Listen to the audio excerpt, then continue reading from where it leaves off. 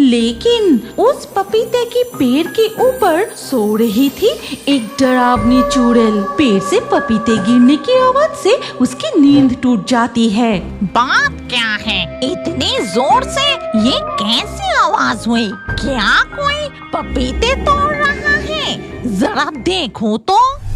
दिन ढल के शाम होने को आई। किसान अपने अपने घर लौट रहे हैं। मछुआरे भी नाव लेकर अपने घर लौट रहे हैं। तभी जंगल के रास्ते से चलते हुए आ रहे हैं एक लकड़हारा दंपति, पवन और माया। भाग्यवान, आज जंगल में एक भी लकड़ी नहीं मिला। अब मैं बाजार में क्या बेचूंगा? मुझे भी वही चिंता हो रही है। घर में जरा सा भी चावल नहीं है। सोचा था कल बाजार में लकड़ी बेचकर कुछ चावल खरीद कर लाएंगे, लेकिन अब क्या होगा?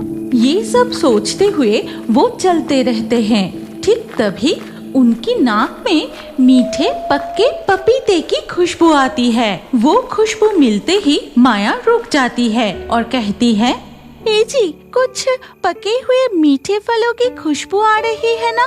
हाँ, मुझे भी मिल रही है, लेकिन ये खुशबू किस तरफ से आ रही है?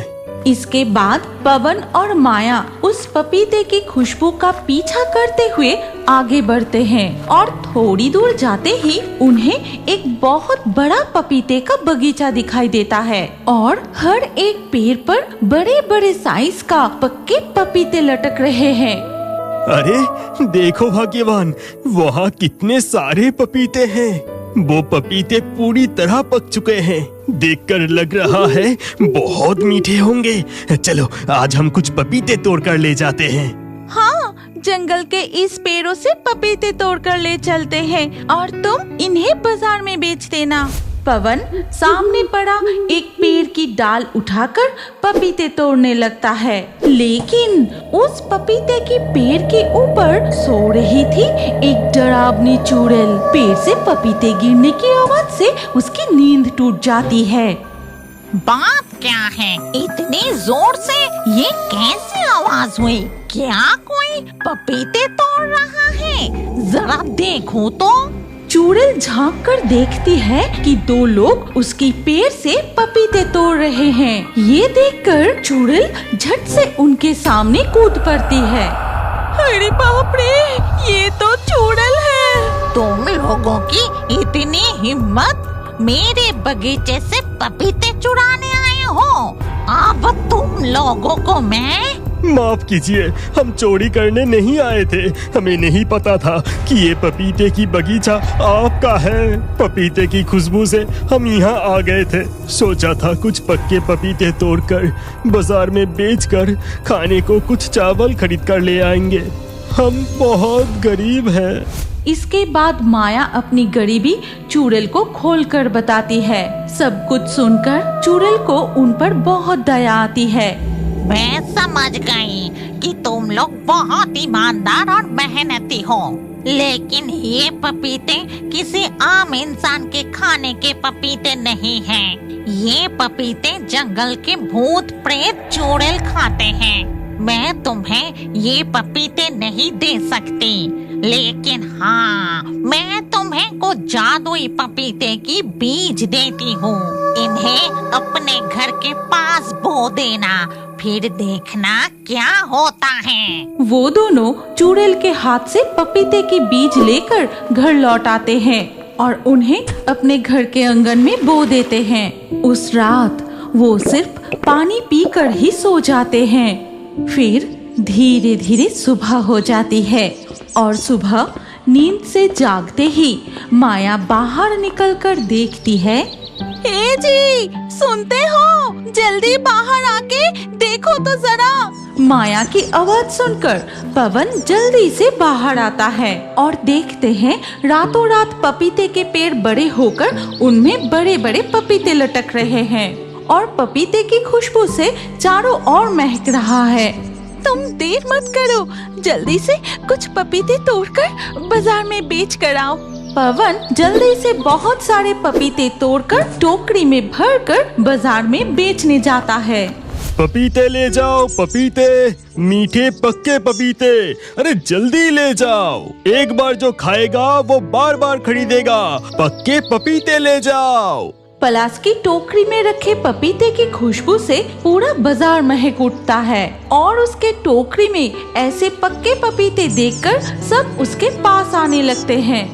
वाह, तेरे टोकरी में रखे पपीते तो बहुत बड़ा बड़ा है और पूरी तरह पक भी चुके हैं। लग रहा है बहुत मीठा होगा। इसका दाम बताओ जरा। एक पपीते की दाम मात्र 20 रुपए। अरे काका, मेरा पपीता बहुत अच्छा होगा, लेकर तो जाओ। देखना, पपीते खाने के बाद कल फिर मेरी दुकान पर खरीदने आओगे।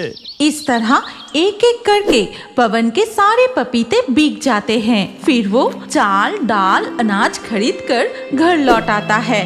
भाग्यवान, देखो मैं कितने सारे सामान लाया हूँ। आज तरह तरह की खाना बनाओ। बहुत दिनों से स्वादिष्ट खाना नहीं खाया। हाँ, आज तरह तरह के पकवान बनाऊंगी। चलो अब अंदर चलो। इसके बाद वो दोनों अंदर चले जाते हैं। अगले दिन सुबह पवन फिर से टोकरी भर के पपीते लेकर बाजार जाता है। ले जाओ, मीठे पक्के पपीते ले जाओ, पपीते ले जाओ। पवन भैया, कल तुम्हारी दुकान से 2 पपीते लेकर गए थे। बहुत स्वादिष्ट और बहुत मीठी थी। आज मुझे और 2 पपीते दे दो। ठीक है, ये लो। आज भी पवन के सारे पपीते बिक जाते हैं और इस तरह धीरे धीरे उनके घर की गरीबी दूर होने लगती है। और पवन के इस बदलाव को कई दिनों से देख रहा था उनका ही पड़ोसी शंभू। बात क्या है, रातों रात पवन की गरीबी दूर कैसे हो गई? उन्हें तो ठीक से खाना भी नहीं मिलता था और उनके घर के आसपास तो कभी पपीते के पेड़ नहीं देखा। जरा देखूं तो मामला क्या है। फिर शंभू जाकर छिपकर देखता है पवन के घर के आंगन में बहुत सारे पपीते के पेड़ लगे हैं और उन पर बड़े बड़े पक्के पपीते लटक रहे हैं। बाप रे बाप, कितने सारे पपीते के पेड़ और कितने सारे पपीते। नहीं, ये बात मेरी पत्नी को बताना पड़ेगा। इसके बाद शंभू घर लौटकर अपनी पत्नी कुहेली को सारी बात बताता है और सब कुछ सुनकर, ये तुम क्या कह रहे हो? नहीं, उन्हें इस तरह से अमीर बनने नहीं दे सकती। आज रात तुम जाकर। हाँ भाग्यवान, समझ गया। आज रात तुम और मैं जाकर। वो जैसा सोचा वैसा ही किया। गहरी रात होते ही शंभू और कुहेली जाकर पवन के आंगन के सारे पपीते के पेड़ काट देते हैं और अगले दिन सुबह होते ही, हाय हाय, ये क्या अनर्थ हो गया? हमारा ऐसा सर्वनाश किसने कर दिया? हे जी, जल्दी बाहर आकर देखो। ये क्या? देखकर लग रहा है किसी ने जानबूझकर हमारे सारे पपीते के पेड़ काट दिए हैं। हमारा ऐसा नुकसान किसने किया? सुनो ना, हम फिर से जंगल में चुड़ैल के पास चलते हैं। वो चुड़ैल बहुत दयालु है, वो जरूर मदद करेगी। फिर से माया और पवन जंगल में उसी चुड़ैल के पास जाते हैं और उसे सारी बात बताते हैं। मैं समझ गई, किसी ने ईर्ष्या से जानबूझकर ये काम किया है। ठीक है, तुम लोग चिंता मत करो। ये पपीते के बीज ले जाकर फिर से बो दो। आज रात मैं खुद जाकर तुम्हारे पपीते के पेड़ों को पहरा दूंगी। पवन और माया उन पपीते के बीजों को फिर से उनके आंगन में बो देते हैं और चले जाते हैं और साथ ही साथ जादुई पपीते के पेड़ बड़े होकर पपीते से भर जाते हैं। फिर धीरे धीरे रात हो जाती है। उस रात भी फिर से कुहेली और शंभू पलाश के आंगन में आते हैं। अरे, ये मैं क्या देख रही हूँ? क्या ये लोग जादू जानते हैं? कल तो सारे पेड़ काटकर नष्ट कर दिए थे। रातों रात सारे पेड़ फिर से खड़े हो गए। चलो जाकर देखते हैं। इसके बाद वो दोनों फिर से पवन के पपीते के बाग में घुसते हैं, लेकिन उस रात बगीचे पहरा दे रही थी वो चुड़ैल। तो इसका मतलब तुम दोनों ही इन भले लोगों का इतना नुकसान किया था। ठहरो, अब मैं तुम्हें मजा चखाती हूँ। शंभू और कुहेली जैसे ही पपीते तोड़ने जाते हैं तभी चुड़ैल उन पर पपीते फेंकने लगती है। अरे ये क्या, इस तरह से ये पपीते कहाँ से उड़कर आ रहे हैं? रुको, अभी ये सब देखने की समय नहीं है, पहले इन पेड़ों को काट कर गिराना पड़ेगा। फिर शंभू कुल्हाड़ी लेकर जैसे ही पपीते की पेड़ फिर से काटने जाता है, अचानक कुल्हाड़ी गायब हो जाता है और ठीक तभी चुड़ैल उनके सामने छलांग लगाकर आ जाती है। तुम लोगों की इतनी हिम्मत, जलन में आकर इनके पपीते के बगीचे को नष्ट करने आए हो। आज मैं तुम्हें अच्छे से सबक सिखाऊंगी। ये कहकर चुड़ैल उन दोनों को हवा में उठा लेती है, फिर जादू करके उनके सामने मच्छरों का एक झुंड ले आती है। अरे बाप रे, मच्छरों के काटने से मेरा हालत खराब हो गया। अरे बाप रे, कितनी जोर से मच्छर काट रही है, हमें माफ कर दीजिए। हम फिर कभी भी पड़ोसी के नुकसान नहीं करेंगे, हमें माफ कर दीजिए। जाओ, भागो यहाँ से, दोबारा कभी इस इलाके में दिखाई मत देना।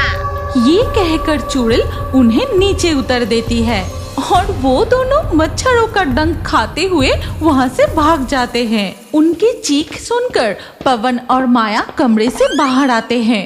सुनो, अब चिंता करने की कोई जरूरत नहीं। अब तुम्हारे पपीते के बाग को कोई नुकसान नहीं पहुँचाएगा। चुड़ैल, आपका बहुत बहुत धन्यवाद। लेकिन मेरी एक शर्त है। शर्त नहीं, आप आदेश कीजिए।